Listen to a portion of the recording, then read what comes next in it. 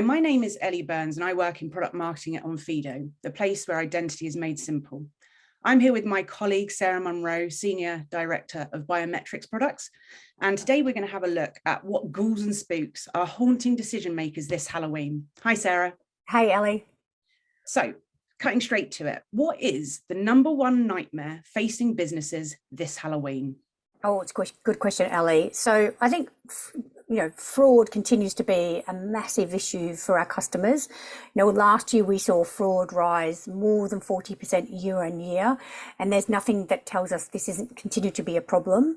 And the issue is that fraudsters continue to get more and more sophisticated. So what they'll do is they'll think about where they get a sort of a synthetic or stolen identity from.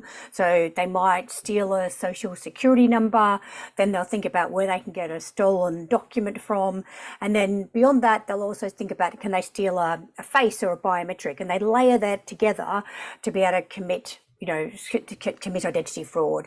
And once they can do that once, it's kind of a rinse and repeat thing. So they'll use that stolen identity until they get caught, and then they'll do it again and repeat it and repeat it and repeat it. So it's an ongoing problem, and really for us, it's a game of cat and mouse. So our job is to try and identify those stolen identities and catch them, and then as soon as we've caught one, they'll move on to the next one. And why is it such a threat right now at Halloween, at this time of the year? Yeah, really good. Another good question. So I think the issue is it's really to do with, at Halloween and this time of year really kickstarts kind of, particularly in the US, but other places as well, that start of the shopping season. So we start seeing people starting shopping now. There's lots of sales. We move into Thanksgiving, and before you know it, it's Christmas. And frauds for fraudsters, it's a 24/7 job.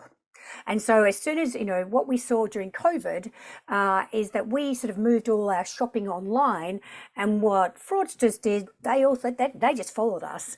And so as we start sort of ramping up all our online activity, they're just sitting there ready and waiting, because their job is to make money out of us. And so as we start getting online, so do they.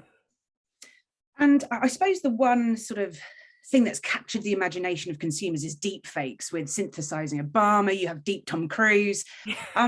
What's the danger of these deep fakes at this moment? Yeah, I mean, those fakes are amazing, by the way. But the truth is they're quite expensive to make.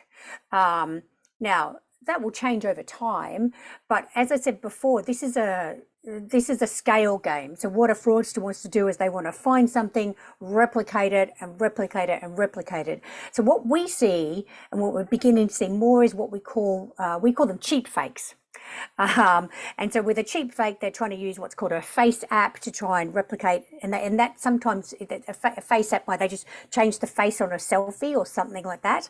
And we can sometimes pick that up through something like a known faces product, or the other thing to use is our new motion product. And our new motion product is a very simple, what we call an active liveness product, where the user has to do a very simple head turn. So the more that the user is engaged in the user experience, the more likely it'd be more difficult for the fraudster to get through that experience.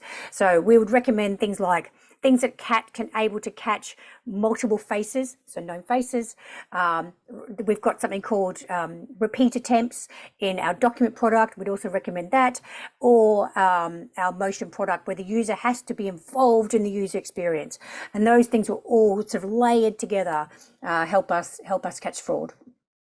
And I suppose, sort of bring it to a close, what's the number one thing that a business has to do this Halloween to fight this enormous threat? Yeah, I think and we sort of just touched on it before, but it's really that multi-layered approach to fraud detection. So, and thinking about how they might orchestrate their identity verification process. So it's not going to be one size fits all. Within our real identity platform, we've got a solution called Studio, and it allows a customer to say, right, for this particular geography or use case, I need this type of flow. And it might be that I just want to do a really simple log on process or a really simple sign up process. But for this particular use case, I'm really concerned about fraud. So I'll sort of add all the bells and whistles. And so when that kind of orchestrated approach, I can really think about what do I need, when do I need it, and how will I put that multi-layered approach to fraud prevention. That's great. Thank you so much, Sarah. And thank you all for watching, and a very happy Halloween.